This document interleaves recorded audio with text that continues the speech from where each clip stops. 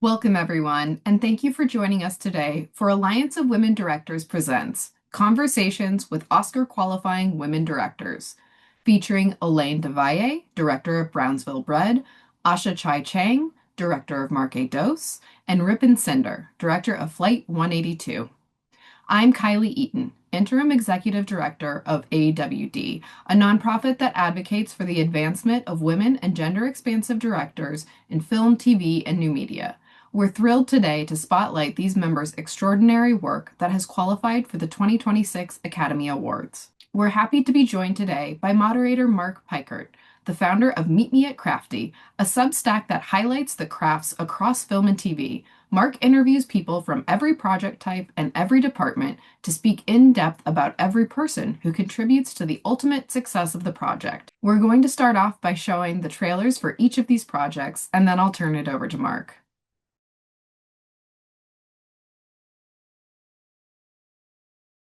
Everybody has a story, and this one is mine. 301 Sutter Avenue, between Rockaway and Mother Gaston, Brownsville, Brooklyn, New York.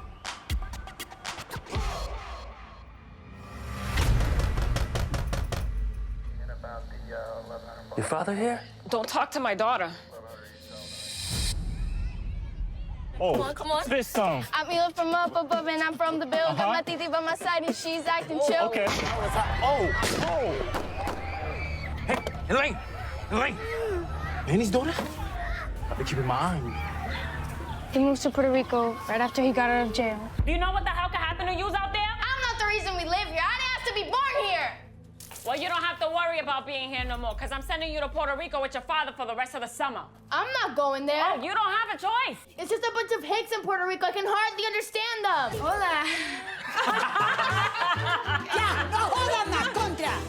Elaine, I wrote this song for you.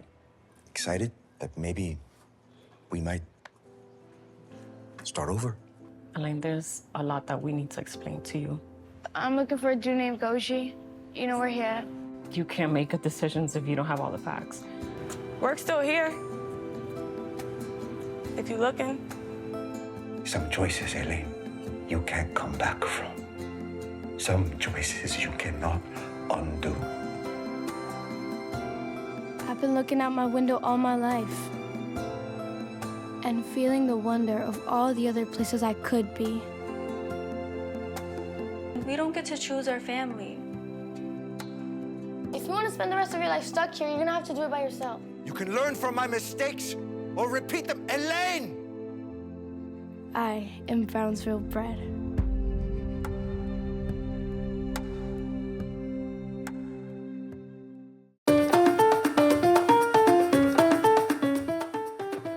Amita Galvez here. I work full-time as a brand ambassador in the experiential marketing industry. That's what I said. She's coming back! She's coming back! Get out of here! Go! Oh, yeah! My mommy is total bean. Marcados. ¡Nadie te lo quita! Jobin, दादी जी ले हो गाना गाओ. पीड़ा नू मैं सीने लावा ते मैं हंस दिया जावा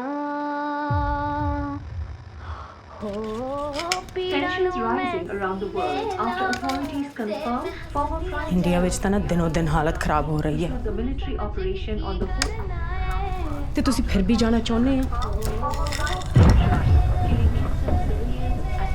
ਆ ਤੇਰਾ ਟਿਕਟ ਨਹੀਂ ਹੋਣਾ ਚਾਹੀਦਾ ਸੀ तू आपदे वहम छड्ड. Papa, can I go with you, please?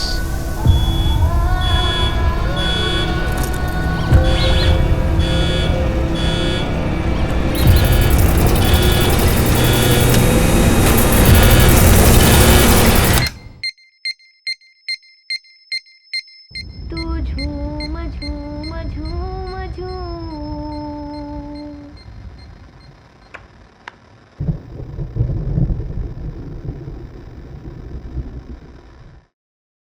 Thank you for having me. I'm so excited to talk to these three remarkable women.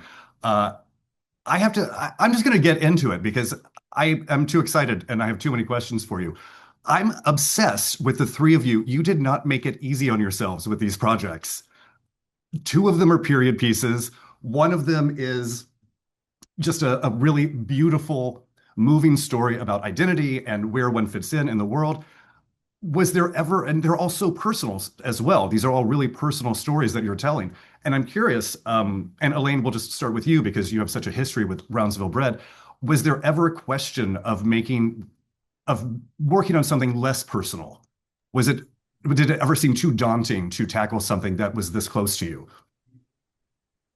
I think that I learned early on in my career that the way to really show yourself as an artist is really to tell those personal stories. Those are the stories that you tell best and the ones that only you can tell that way.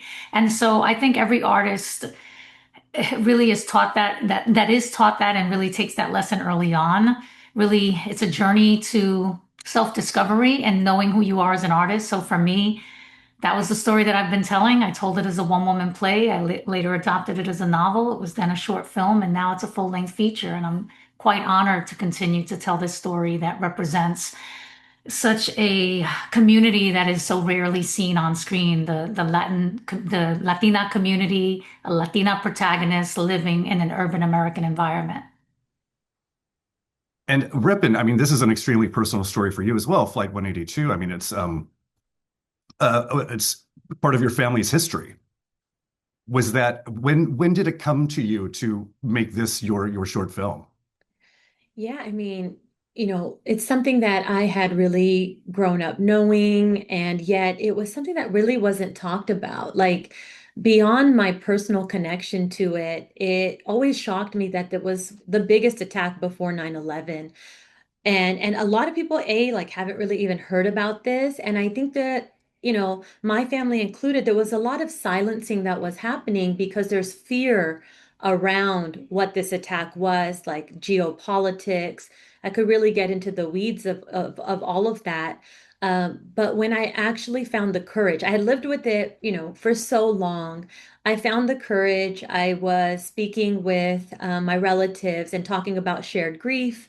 And when the pandemic hit, it was that same feeling of, man, this is actually a universal story. Any of us can get scared about losing a loved one or getting on a flight and not knowing if that person's going to return. And then fueled by all of the political violence that still happens in this world. I'm constantly coming from that perspective of how can I add value through art to the things I want to speak about? And for me, it's really been driven by my sociology background. And this was such a very special project, and it took a lot out of me from a personal level. What is it like to work on I mean, even a short film can take such a toll. Were you expecting that to happen? You know, I I really isolated myself from the rest of the world during making this film. And it is because obviously it's an independent film. It was shot in 2.5 days. And beyond the production, limited resources, everything I've done, even coming into the Oscars campaign, has been grassroots, fully grassroots movement. And so when I was tackling this, I knew people thought this is crazy. You want to make a period piece, a short film, and on such a shoestring budget. But what happened that really, really is the impetus and the reason I was able to make this. I won a grant for $25,000 from the Coalition of Asian Pacifics in Entertainment. It was the first time that someone said yes. I'd been living with this story and pitching it in different ways, and people thought it was crazy. Like, how could you even do this? Why would you make it? And my answer was like, why would I not make this? No one knows about this story. It's never been done in narrative form until this year. My short film is one of the first, and there is a feature narrative out of Canada that's come out this year, but never in this way. And so I just hit the ground running and really called on all of my community of people to say, hey, like there's value here on such a big, big, big level, especially if we can get intimate. And it's taken me, around the world. And this is the 40th anniversary year of this story. And what's even crazier is that there was another Air India flight that went down this June on the anniversary month. Oh, wow. Yeah. Well, and to pivot from that completely, Asha, what I loved most about your movie is you brought such a sense of humor and lightness to the story, and it really sang. It's a beautifully told story about identity and staying true to yourself. What was it like finding that balance as you were working on the short film, both in writing and then in the filming? Ooh, I like that, finding the balance. So first, I like to say, if anyone's listening that is low vision, I'm a woman of color. I have purple hair. I'm wearing a bright orange jacket, and I have two, yes, those Marque, those posters behind me. Uh, but yeah, speaking of the balance, so what's funny with this was I'm speaking about experiential marketing in this film, right? And when you're thinking about experiential marketing, you're thinking about like demographics. I usually say things like, "Ooh, can you get surveys or get, samples out to people of this demographic or this background?" And so there's a lot of putting people in different boxes, right? You're trying to look at people, engage their age, their background, and things about them in a split second. And so obviously I know what I look like. So most people, they get surprised and they hear my last name and they hear about my background. They're like, "Oh, she's Caribbean Asian and she's Afro Latina." And like it's just something that no one would ever look at me and say which box, like, or what box would we put her in. And I wanted to speak to that about like what it's like to know that you know what you look like on the outside, and you know what box it might put you in, but what would happen if you actually stepped out of that and really got to know someone and they were able to actually embrace other parts of their identity. And so first I actually did think it was gonna be hard to describe experiential marketing. I really did, even though I know we've seen like the Costco samples and the like we've seen the sample ladies in the store, we've seen the sign spinners on the street, like we've seen these things, but no one ever really goes into those stories, at least not in a fun way. I think I saw like a few brand ambassador stories and they're like they make it seem like it's a horror, but I enjoyed it. I really loved it. That's what I did before becoming a filmmaker. And then even before then, I worked in finance. So I got really used to that corporate America lifestyle. And so I kept thinking, how can I tell the story? But the thing is, as I kept writing, I started to lean away from trying to overly explain experiential marketing. And I decided to really tap into what was my experience within that world, right? Like that's the great thing we do with storytellers is create the world, invite people into it. And then I really wanted to show characters that I haven't really seen on screen before. At least the way that the regular people that I actually know in my life. And so that's where it came from. I focused so much on character development, pulling different characteristics and making that a part of their journey, how they communicate, everything, how they move. So, uh, and then after writing the script, I submitted it for Latino Institute's Inclusion Fellowship, and we were selected. Received a $30,000 grant. So, like you said, Rippin, I totally feel you. And you're like, when you have that yes, you're like, yes, you feel me. Like someone else also wants to hear this story about identity. That someone else wants to take us out of those unbox these stories for once. And then that was it from there. So it was beautiful to then find the right team and everything. It was so much energy that for getting the story together and now on screen. Well, I'm so glad that you brought up finding the right team because something that I think is so under discussed. I mean, look, I'm the founder of Meet Me at Crafty. I'm obsessed with the crafts and below the line. But what I think is so under discussed when directors are asked about their films is the hiring process for department heads. It's a huge part of why a movie succeeds or doesn't succeed, as the case may be. So I'm curious, as all of you were embarking on production, what was your interview approach when you were reaching out to people about possibly joining as the cinematographer, as the production designer? Well, for me, I had worked on Brownsville Bred with my longtime colleague and friend, Dustin Ward. We've done several films together, and so we've kind of developed a shorthand. And we feel like we are each other's brand very much in our visual aesthetic. And so choosing the cinematographer was very easy for me. And then my heads of departments, we met with different people. Brownsville Bred was actually filmed in New York and some portions in Puerto Rico. So not only did we have to crew up once, but we had to crew up several times. And every time it was just meeting. And it was really I think for all of us, or many independent films, it's really about passion. It's who's very passionate to bring this forward. For our production design in the, bringing up the 1980s, 1990s, Mary Markson in New York did an incredible job with apartments that were completely empty in one building that we had access to, and we kept switching over apartments for different rooms. And she did it on a shoestring budget, but it's the passion behind that, the makeup artist. We had one person that was HMU in New York, one person that was HMU in Puerto Rico, and those people really stepped up to the plate, and they wanted the opportunities. In as much as when you're doing an independent film, very often you don't have access to name talent as well. So you have to lean into people who are extraordinarily talented, who you know to be talented, who you want to amplify.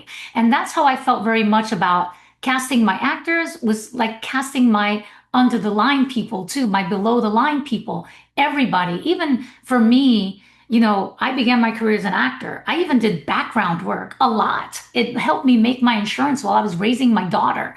And so even the background players, I always say, you're very important to this, because the minute that someone comes out of a film, they are out for good. And that could mean a background player staring at the camera and they've lost the suspension of belief. And so everybody worked so hard together, and such a wonderful attitude. My cinematographers, my camera crew, my gaffers, my actors, the parents of the children, because Brownsville Bred is centered around a young Latina. We see her first at 8 years old. We see her a little bit at 4 years old. And then we catch her again primarily in the teenage years, the cusp of becoming a teenager, in those struggling years where you're trying to find yourself. And so the parents of those young people were extraordinarily helpful to me as well. Well, I mean, that's what I love about you, Elaine. Like you did a period piece and with children. You could And I not, let them grow up. you I could not let, run towards more challenges faster. I feel like when you're working with children, I love working with all actors. And I don't go for the actor that's going to, be the best for the role. I go for the actor that's going to bring the most to the role. And then I can make the role, craft the role with the actor in mind as well. So young talent was so easy to work with because they're so pliable. They have the energy and they respect me and they trust me. And each and every one of them, each and every one of the young people that I used, they still to this day reach out to me as if I'm an aunt or another mother to them for advice, and just they look up to me. And I made sure that while we were on set, I told them, you can do this. This is our story. We're telling this story. We're doing this together. You can do this. And so I feel very much that they all feel that empowerment through the work. Well, and Rippin, you also have a period film, and I'm so curious what you were looking for in terms of a cinematographer and a production designer, because I love the cinematography. It's so specific. It's so claustrophobic. It tells the story of what is going to happen without getting into any of the weeds or the details. It's just a really moving story about this tragedy. So what were the conversations like when you were looking to staff up? Yeah, I mean, I think that not only building a team is the most fundamental part, I treat it like I'm building my dream home. Every single time I take on a project, I'm building a dream home, and then I get to pick out all the fixtures, and some things might be out of the budget and some might not. And then at the end of the day, this dream house is not only built, but then when people come and watch it, I want them to feel like they're coming to my home, that the film that is an extension of me, they get to see it and feel it. Like that's always been my theory of filmmaking from the top down as a director and how I operate. And I do think that for me, it was just timing is so important in life too. I had come off of a mentorship in the Half Initiative with Ryan Murphy. And I had been on this period piece show called Ratched. And I only say that to say that like the bar was set for me in terms of how big can you dream? You know, in reality, in the independent world, you're like, oh, but I don't have this, and this, and this. But this is the first time with a project, like, you know, 6 films deep now, looking at, well, how can we still dream big and figure it out? Because it's so easy to write it off. You can't get this cinematographer. You can't do that. There's no way. So I literally am one of those. I'm so grassroots. I pick up the phone and it's like, if you're going to build a dream house, you're not just going to go to the first, not every piece is going to be right for that house, you know? And it doesn't matter. So I do a lot. I'm that type of director. I'm really, really in the weeds because beyond personality, beyond skill set, I don't want to be the smartest person in that room. I want to be the strongest leader, but I want people who are better than me to push me in ways I've not been pushed. And I think that is the magic. And I do think that I'm so proud of this film because those nuances, those textures, I had come across Ray Huang through a good friend. And all of the line alignment of how it even happened, it was like I have this vision, it's got to feel 1980s, and I was taking these extra steps before I could even have conversations with cinematographers. Is like I'm going down to the camera rental house myself and asking, okay, these are the the lenses, okay, what are my options, so that when I come to a conversation it's very informed, so that I'm not just saying, oh hey, I want it to look like it's the 1980s. I studied it. I said, I want VHS, real in-house, through the lens. So I might be deviating, but all of these small decisions were an impetus to how I was able to work with the $25,000 budget. With Ray, I mean, my deepest inspiration was In the Mood for Love or movies like Minari. You know, I called up Panavision. I ended up winning this grant and I just said, look, what can we do? How can we make this what is in my head? And honestly, it's such a special moment in my life to say everything that was in my head was executed by such a powerful team. Production designer included, you know, James Marin, an incredible Steadicam operator who showed up with just to be like, hey, let's do this. Well, there are so many and I love that who better to teach you to dream big than Ryan Murphy? Right. The man who told the production designer of Dr. Odyssey he wanted the ship to be African rosewood. And she was like, that's the most expensive wood in the world. Right. We can't do that. I'm so sorry. But he asked. You have to ask. Yeah. But there's so many tiny details in Flight 182 that have stayed with me and just really struck me as so detailed and so lived in. Her going to the pantry to get, is it an onion? Yeah. You have to go into another room. It says so Yeah. much about where they are in their lives. Absolutely. And fun fact, like, you know, you might not have the Ryan Murphy tools at this stage, but you can still dream. And so we wallpapered that with my community. I floored that myself with my friends in the kitchen. But I think that's the beauty of independent filmmaking. Well, and Asha, what was it like for you as well? Indeed. Yeah, I'm glad I mentioned team because this is like a nice. I'm excited by this. Like that's what I'm thinking about is like you said, we're casting this vision, and so that's what I did. I cast out the vision, but I also had to hold true to. mm, I wanted to make sure that we had an inclusive and accessible set. So that was really important for selecting locations, and then when it came to actually working with the creative side, like we had Vincent Albo, AFI alum, like he was absolutely fantastic about like I told him I was like, I know this sounds interesting, but let me give you some references. I remember that's my thing, right? You give these references of like what you're looking for to happen. And I'm like, we're gonna hop from here to here to here to quickly tell this, kind of keep that pacing because it's comedy. So like we had to keep the pacing. We had to quickly tell some pieces where when they see it for just 5 seconds on screen, they're like, I get it. Next, I get it. And so we don't lose that attention from the audience. And it actually pulls you in like, okay, now I want to know where are we going? And that's how I remember that was the most interesting thing to put together was like the opening scene of like the sequence. And for my DP, the fun story was that he actually signed the NDA, but didn't, but ended up having to read the script live with me in our Zoom interview. And so he read it. I had my own shot list on the side, and I was like, "What do you see?" And then we ended up like comparing notes, and it was like we instantly had like the same thoughts. I'm like, "You're in my head," like you know. And then he's like, "I'm getting this kind of vibe." I was like, "You get Mean Girls, you get the bright, you get like the '90s, you get a little sitcom vibe. Okay, great." Like that's and they're like, and the whole rest of the team was like on board for this. So like, we don't have sitcoms with Afro Latina starring in them. Like where? Like where's that? And so that and oh that also mattered for the casting directors. Oh my gosh, Natalie, Al Luna. I mean, they were like right the work that they've done, like we're talking like Pixar, Disney, Netflix, like they had like they had the accolades. And we end up bonding because me and Natalie are both Cubanas, or yeah, both Cubanas. And so we are like, okay, let's talk about how we relate. Let's talk about how we need to bring this into the story.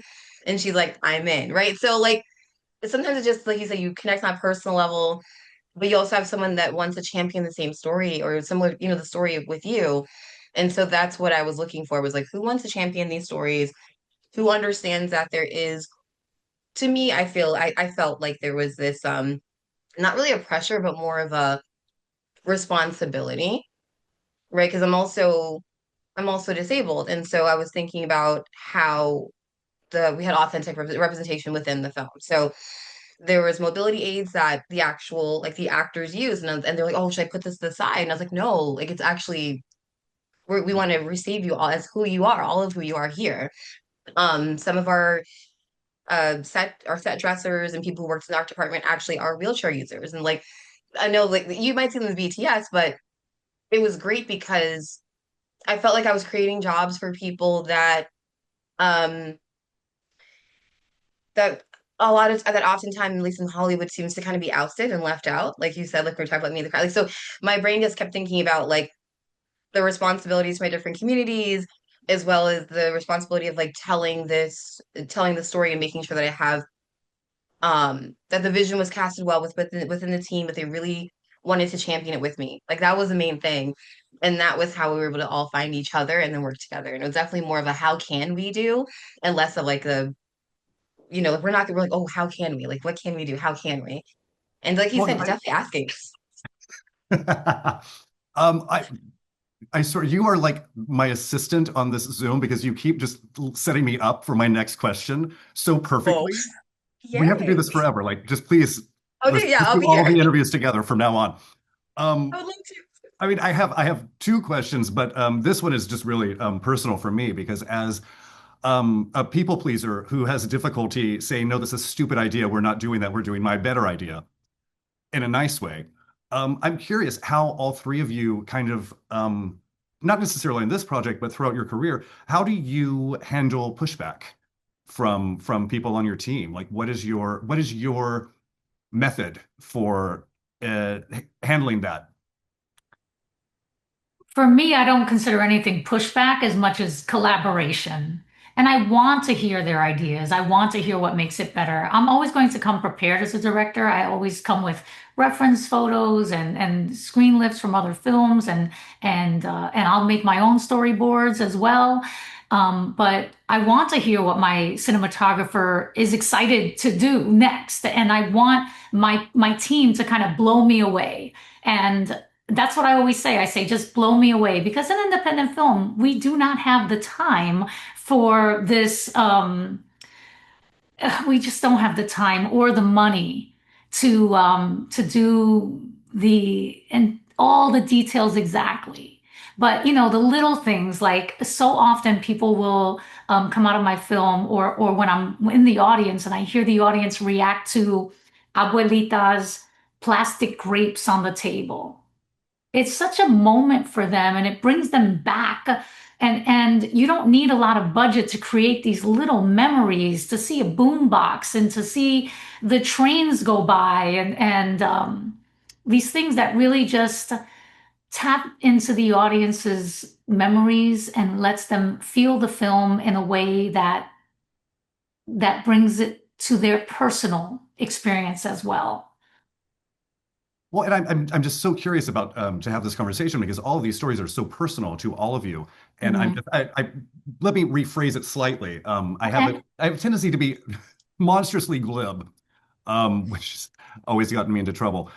Really, what I'm trying to ask is when you're telling a story this personal and you're having conversations with your collaborators and they have a different idea for what this looks like, how do you engage with that conversation when it's such a personal story?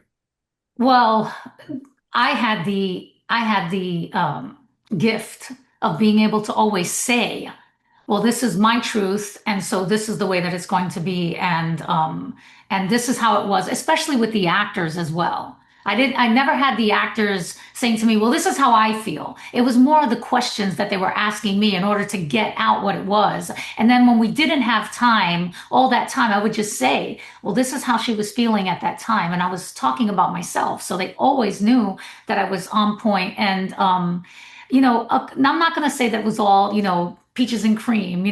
There were times, for example, where we put out all the signs on the street that said, please move your cars, but people did not move their cars. It was Brownsville, Brooklyn. A lot of the cars did not have tires. So I did get, like one of my team members was like, we can't work like this. Like we need the cars to be moved. And I said, thank you. Thank you for that. And next time when we have a budget, I'll make sure that we have somebody sitting outside in the car all day and we get those cars towed. But for this project, we couldn't. So what can we do? Let's move on. We know we know that we need to move that truck. Let's move on. And I know how important it is for a team not to be able to move the truck, like I know that. So, so that's really the only pushback that I had. It was more technical, and that was all about budget, timing, rain, things like that. Things beyond our control. And I've had pushback before from actors on other projects, but on this one for Brownsville Bred, because it was so deeply personal about my father, about my own coming of age, about Brownsville, Brooklyn in the 1980s, about AIDS, about girlhood, about living in the highest crime rated area in New York, and if not the murder capital of the United States. So I had a lot to offer the film, and I'm so lucky that everyone involved, a lot of the reason that was actually why they said yes to the project. So, Well, Asha, I'm curious with your project as well. What were your conversations with the collaborators in terms of aligning visions? Indeed. Yeah, I was ready to hop in. I was like, me. But I love I this. saw the look in your eye.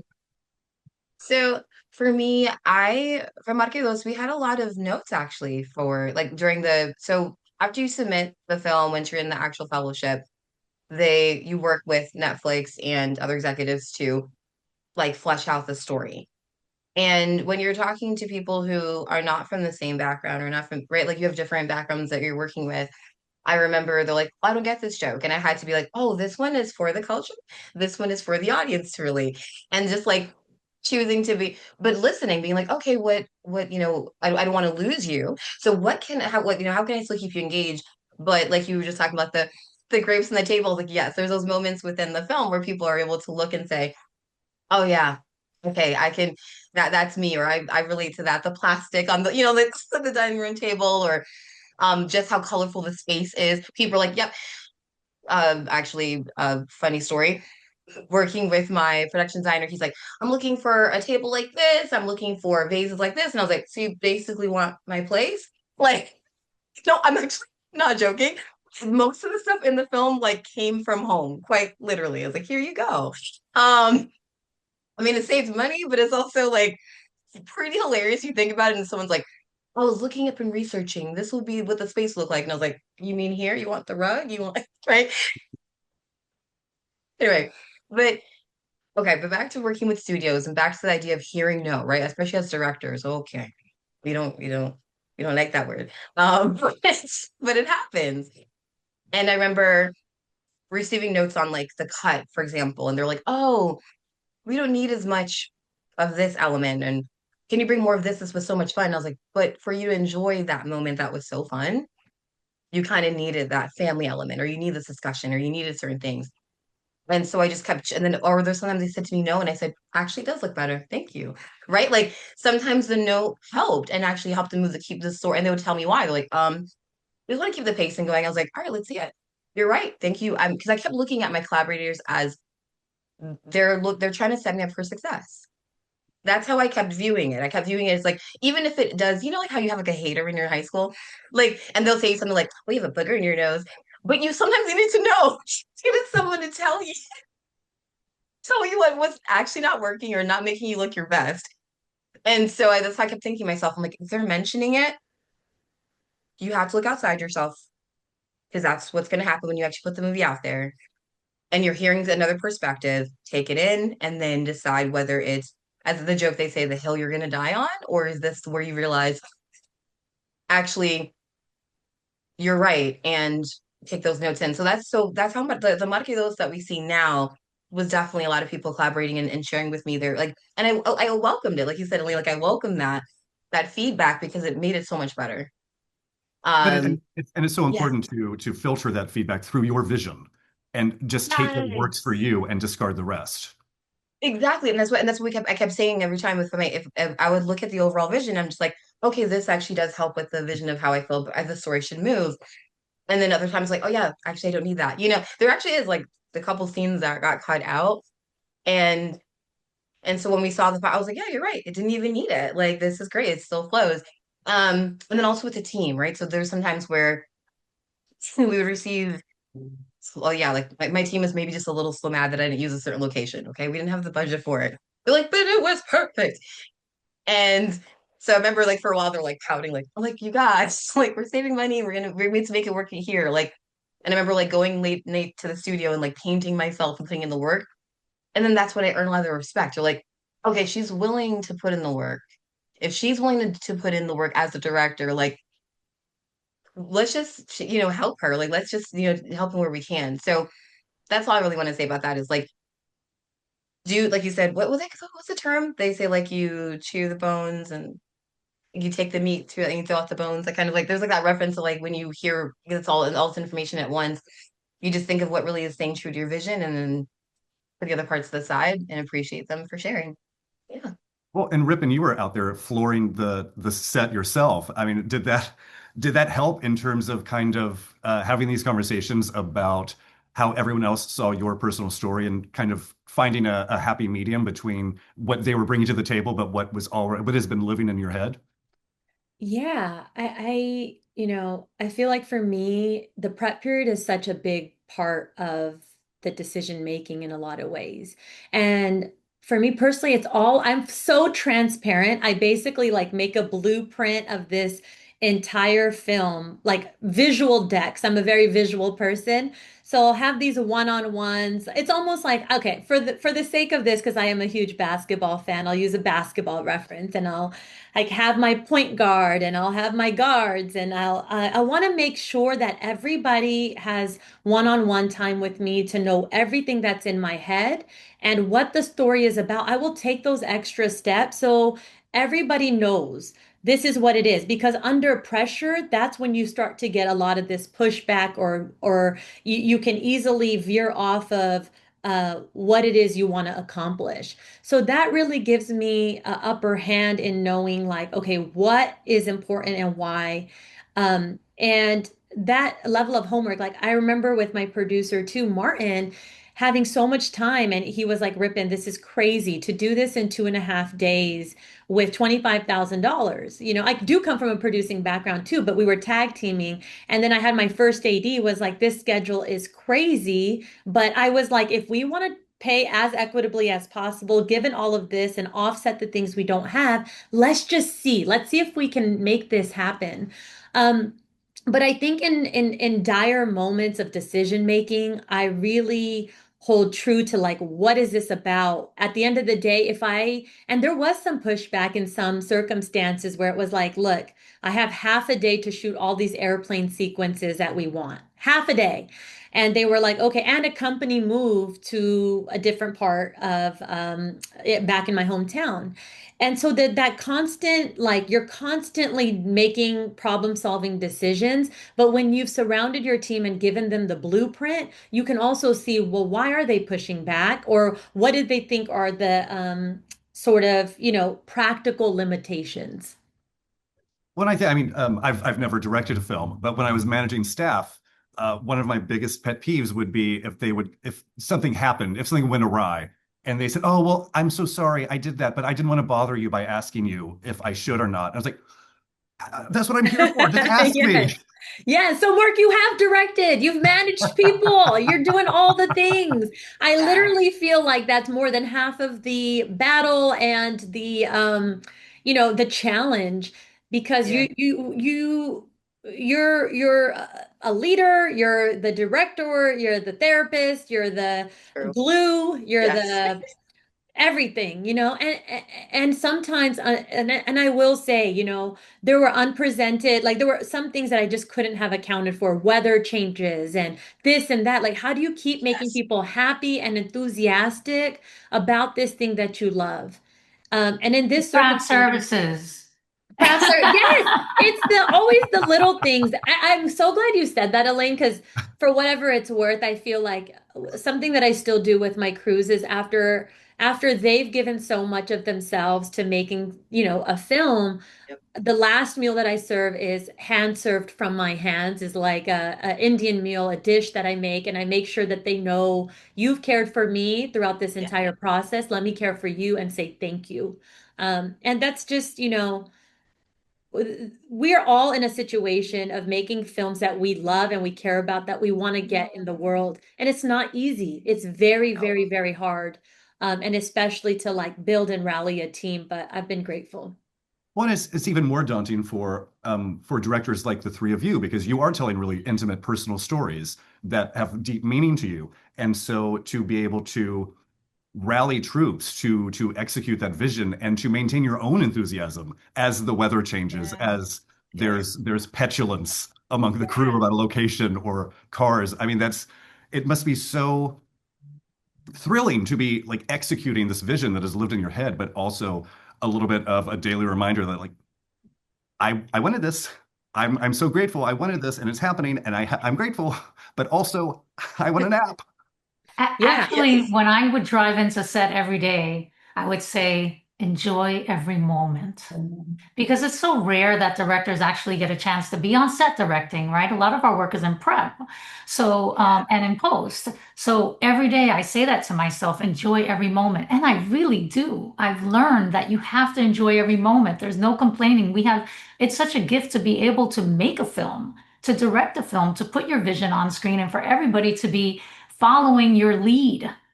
And it's an incredible feeling. And I'm just so honored to have so many people who have rallied for me and championed this film, not only in this stage, not only in the stage of prep and during production and in post-production, but also now in this award season. And I'm learning so much from even the Alliance of Women Directors, having this press conference for us to champion us. I have this morning I had a conversation with Liza Colon Zayas, who said, "What can I do?"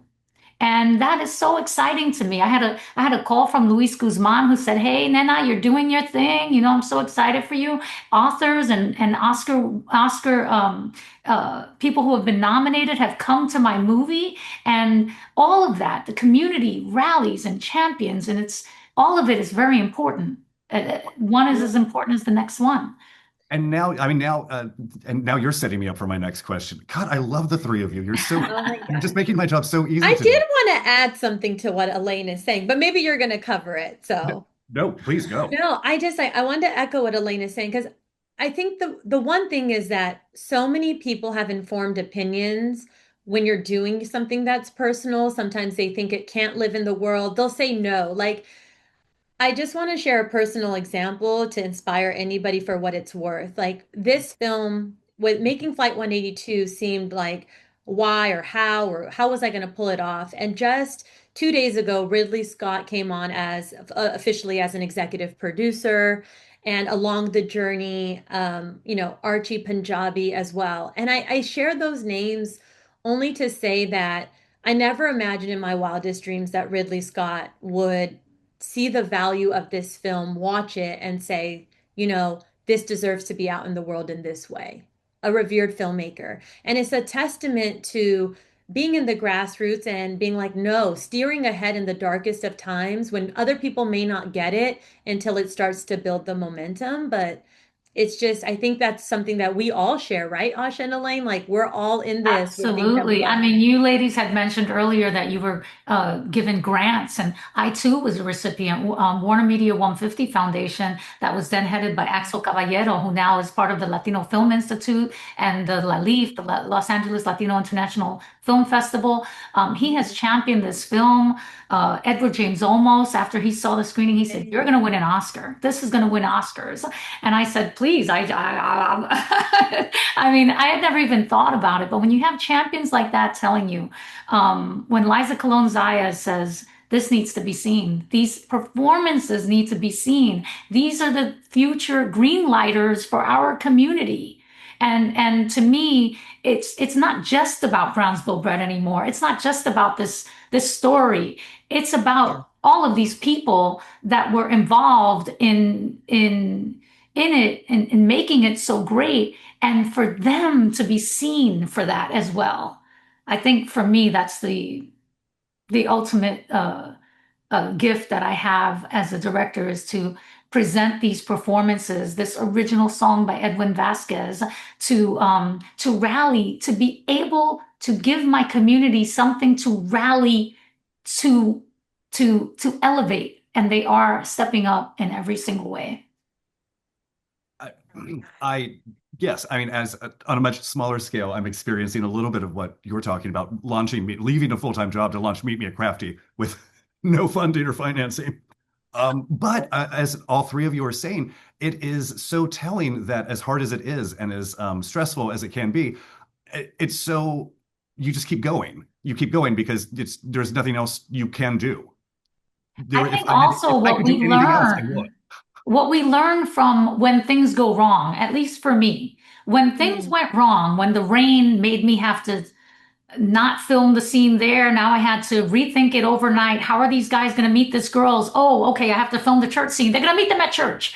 And it became so much better. And those kinds of happy accidents, they actually teach me to trust my instincts and know that it is going to work out, and likely for the better, and that when it's crunch time, I am going to show up for myself in this project, as will everyone else. And I think those things, that confidence can only happen through the experience of directing and through the experience of not everything going as planned. Yes, I'm living that experience myself. Delightfully and happily so. But I mean, you talked a little bit about Oscar qualifying, and now we're in award season. Wow. I mean, what is it like to have Oscar qualifying films under your belt? What is the process been like to get to this point? A lot of learning the rules and learning how to navigate them. And it's wonderful. I feel like I can write a book on it now. I really have all of the tools. And I learned so much from these ladies, from Asha and from Rippin. We've been on a chat together, and Asha really, with her experience with the Alliance of Women Directors, and she's the one who really started it all. And I learned so much from Rippin just the other day at the Film Fatales event, changing the ratio, and how she was strategizing with her team. And they had just dropped the news that Ridley Scott had come on as executive producer. And I thought, I need to be audacious like that. I need to take those steps for myself. And I have, and I am doing that in just such little time.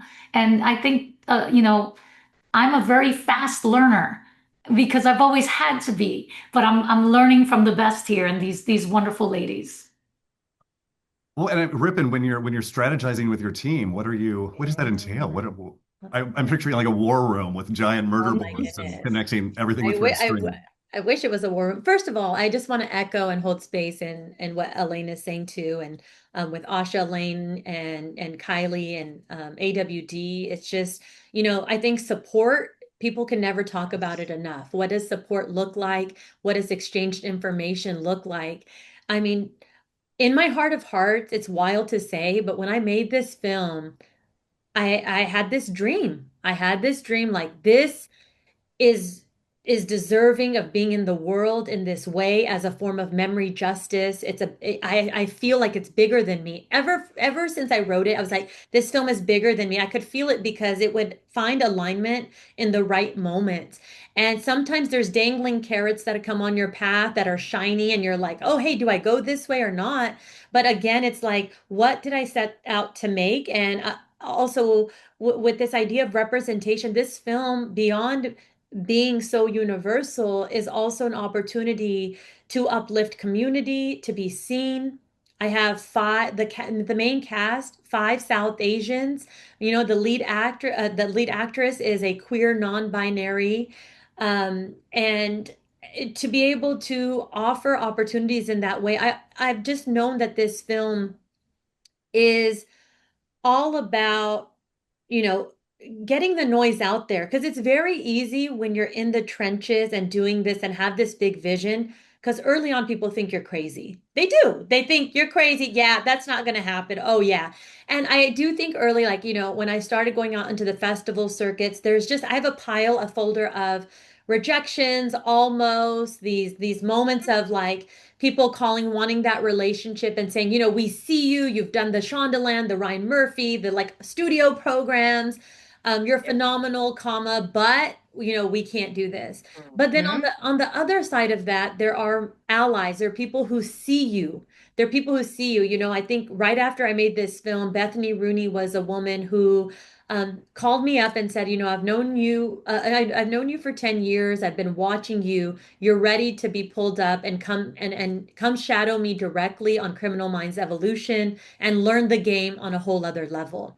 And I think, like, you know, that's a testament to like these things, even though they may be adjacent to having Flight 182 on the festival circuit, they all play a part in what this moment is and how someone like Ridley Scott comes on, or how someone like Archie Punjabi becomes a sister in arms and a creative soulmate and says, I see you. I see you. Because I think what enough people don't talk about is you can have a beautifully crafted story. You can have a film that's wonderful, but then there's this huge component of how does it get to the people, and what that's so important. There's an element that is so important, and you can't have one or the other. And I will say, like, you know, talking about timing, the full circle moment here is uh, for whoever is listening, it's so important to share this because in 2019, I did the Ryan Murphy program. And then, you know, I learned some tools and tricks of what I wanted to do. I wrote this script. It was saying, no, no, no. I win this grant. This grant catapults to making this film. And we've talked about the craft of that. But, you know, festivals, no, no, no. But I decide to make a conscious effort to get it to premiere in the hometown of the origin story in Canada.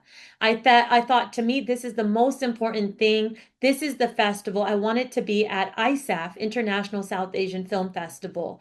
That is where it just so happens that Archie Punjabi is receiving the Icon Award. Her speech touches me on such a visceral level. There's this, you know, a crowd of people swarm her, and I think, darn, I missed that moment to just tell her, like, you've touched me by doing so much amazing work as one of the first Emmy winners of being South Asian and whatnot. Um, just artist to artist. But what that catapulted is all about timing too. So I sent a genuine DM to her.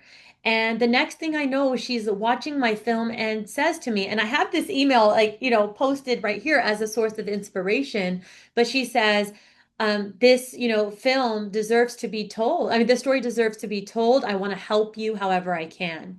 And, you know, months passed. I started finding, like, where are my allies on the festival circuit? Where are people who want to receive me and see the value of this work? And that is really how this idea manifested into getting qualified for the Oscars. And from that point, that, you know, again, it's not something that's easy. Oh, I just called up and got Ridley Scott on this. It's not like that. You know, I wish, because I don't come from those resources or that background. But what I have was strategy experience from being at the Directors Guild for more than 10 years or in creative agency world. But also just being a person this to me is, sorry, there's sirens. So I'll just pause for a second. This for me, I'm so pushed by it being about humanity and the message around it that it's found whoever is meant to really be in alignment with it. Well, it's something that does not get discussed nearly enough. Your jobs are not finished when at the final cut. You now have to No, go it's out not. and sell it and market it and find a Yes. distributor and then do press around it and then do more press around the digital release or the Oscars or awards. I mean, Asha, what is all of that? What has the aftermath been for been like for you as well? Indeed. Yeah, I'm so excited about like you said, I'm so happy for, should I say sisterhood? Okay, I'll say it. For the sisterhood that we have here with Alliance Women Directors. I know that we also have our gender expansive directors as well, but I would say it's okay. We can be a sisterhood. But I'm speaking about like Elaine and Rippin in particular at this moment. Um, I've learned, so I know I speak about marketing in corporate America in the film, but I will say I did not realize how many people I had actually impacted until I started to say that I'm having a four-year consideration screening. We had two of them actually, and that was all by favor. I just want to put that out there. So I'm saying, so I have my friend of mine, Hannah. She's a BAFTA and Oscar winner actually, and I didn't, you know how you look at your friend as just your friend. So I was just telling her like, hey, like I wish I can get a theater. Like, wow, like this is so much to do that to do, you know, you do your four considerations. And she's like, I have a theater. She's like, okay. She's like, yeah, you do here. Then we read the rules and like, okay, that can't be official. So well, where else can we go? So one of the executive producers, she was like, I love what you've done with the project. I love how you've done in the festival run. Like, sorry. New York International Children's Film Festival chose us for their you know, across America tour with film education. Because which is, I mean, that's, you know, for kids to love your film, to me, I'm like, that was, I figured I already won. I was like, kids, like, you know, children do not lie. So if you have them actually laughing, I'm like, I won. Thank you.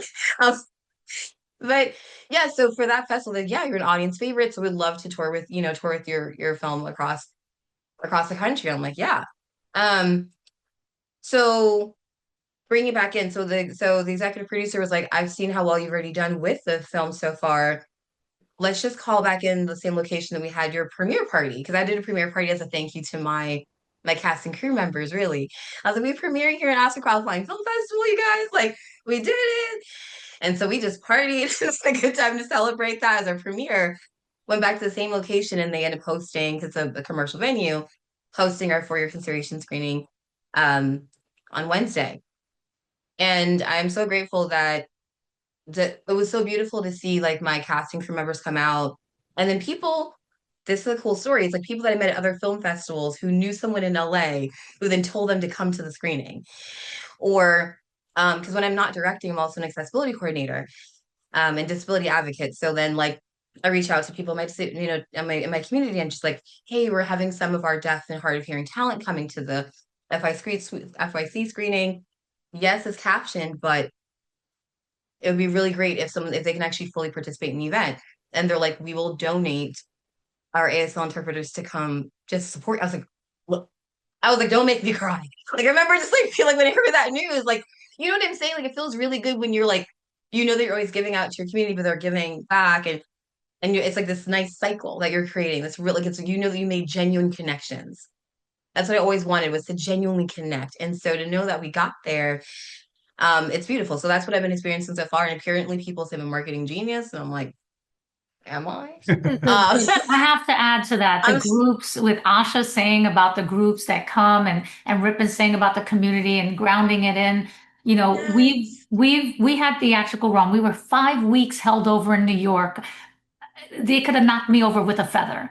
But the audience kept coming. We were selling out in the middle of the day at 11 o'clock on like a Monday. And the community afterward, I would try to attend as many screenings as possible to make sure that everybody got a Q&A, even if the theater didn't know that I was coming. And they got used to it. They really did get used to it. And I would implore the audience to let them know that, you know, we are all influencers. We influence our mothers, our neighbors, our sisters, our brothers, our friends. And you have the power to tell people, go watch this. And please, if you want to help the film, if you love the film, go on RottenTomatoes.com, rate us. We are still at 100% Rotten Tomatoes. And even now that we're streaming on demand on Prime and Apple TV, and you can catch it there. I still have organizations like Latinos of Montclair, and someone from North Carolina just reached out. They still want to bring me in and screen the film and have a conversation. And I'm saying, are you sure you want to, because it's already on demand? Are you sure people? And they're like, we want to gather people in a theater to see this and to hear you and to feel this story and to feel it together with strangers so that they know that what the stranger is laughing at and crying at is what they're laughing at and crying at. And so that we all feel more together than apart and divided than we ever thought. And especially through this very Puerto Rican New York story. So I just wanted to add to the communities that have been uplifting all of us. It just means so much to all of us. I mean, it's such a beautiful lesson. And it is a lesson that you have to learn over and over again to be able to accept the assistance, the praise, the aid from the community. We tend to give so much and then not ask for help. I don't want to bother anybody. I don't want to bother you with this. Like, oh no, it's fine. I'll figure it out on my own. And you have to actually cross that hurdle. You have to force yourself to ask for help, to engage. Especially when it's for ourselves. Definitely. When I've produced a lot of films as well and tried to do my best to amplify others, women and people of color and people in the Latino community. And I often have no trouble when it comes to their projects and saying, you got to be a part of this. It's really great. I can't wait to tell you about this. No problem. But when it came to myself, even reaching out to Liza Colon Zayas, when I know her, I've worked with her. I know she loves the film. I know she loves the actors in it. But still, I went through someone else and I said, I feel so challenged to even write this. I feel, can I be this audacious? Would you mind sending this letter to her on my behalf? Because I don't mind if she says, she can say no to you easier. I wanted to kind of let her off the hook, but she's like, what can I do to help? These are the things that we need to remind ourselves of, especially as female filmmakers. Yeah, sorry, I didn't mean to cut you off on that. But I want to echo what you're saying, because I also feel like we're not conditioned really as women and marginalized communities to have that empowering spirit of like, hey, we can ask for this in a room. I do think that running this Oscars campaign specifically has reminded me that there are people who want to show up for you. And also like the investment in the relationship. There's these big asks that happen, but there has to be the groundwork leading up into that. That's very genuine and human. And there is a person that I really want to just say thank you to here as a woman ally. Her name is Jenny Wilkes. And she is really been a creative force in this campaign. But the way that I met her, which I failed to mention earlier, is she spearheads a lot of the Ryan Murphy shows and content. But I had to meet her organically and serendipitously like a few months back. And her just kind of watching the stamina and growth, it lends itself to people wanting to be part of that. And that's really why it's been such a transformative experience for me. I mean, the three of you have inspired me. You DM'd Archie Punjabi and she gets involved. I can't even tag the people I've interviewed on Instagram when I post the story. I'm just like, I don't want to bother. I don't want to give them a notification. It's fine. They'll see it if they want to see it. But I'm going to be audacious like the rest of you. But I think the key to that also, Mark, is that I'm not expecting anything in return. I think it's coming from such a deep place of like, hey, I'm inspired by you. I speak my mind in a way that's like, I don't want anything in return. I don't need I'm here to be human with you. But I think that energy is what people are attracted to, because take away the film and the accolades and the this and that. It's like, we're here. Like today, I'm so inspired. Like I get to talk to you and Elaine and Asha, like AWD, like this is what life is about, I mean, my takeaway from this entire conversation, and we do have to wrap up now, and tragically, but Can we all just promise to send more compliments out to people whose work we respect and admire and are inspired by? I'm so guilty of not doing that, and it's so easy to just like, oh, I'm sure they've heard it. Who cares what I have to say? But it means a lot as someone who sometimes occasionally gets the compliment. It means so much that someone takes the time. And it sounds like you have all had those experiences with these projects of people reaching out and expressing how moved they were by your work and how much it impacted them. And I think that that's something that we could all use a little bit more of in the year of our Lord 2025. I agree. I'm definitely doing that more often. It's been happening, and like you said, it feels good to receive. So that means you have more room to give. So like, way more to give. So that's I've how I look made it at it. a strong habit of mine for a very long time to tell people when I see it exactly what I feel. It's because I have that in my life. I was an actor studying under Win Handman at Carnegie Hall in New York, and I put the first scene of Brownsville Bred on its feet in class. I just wanted to do a scene that was a monologue because we were coming back and I hadn't been assigned anything. And he said to me, "You must keep writing this." And Lucinda Martinez, who saw a bit of my one woman show, and she said, "I want to know everything you're doing from now on." And Leslie Cohen, who read my book and said, "I love this. I can't believe that this is you." All of these people that just uh, take take the time to tell us. I do that very often to actors, and so and any filmmakers, I just do it. I just have to. I mean, it means it's such a small thing and it means so much. And it feels good. It feels good to like something and let the person know that you liked it.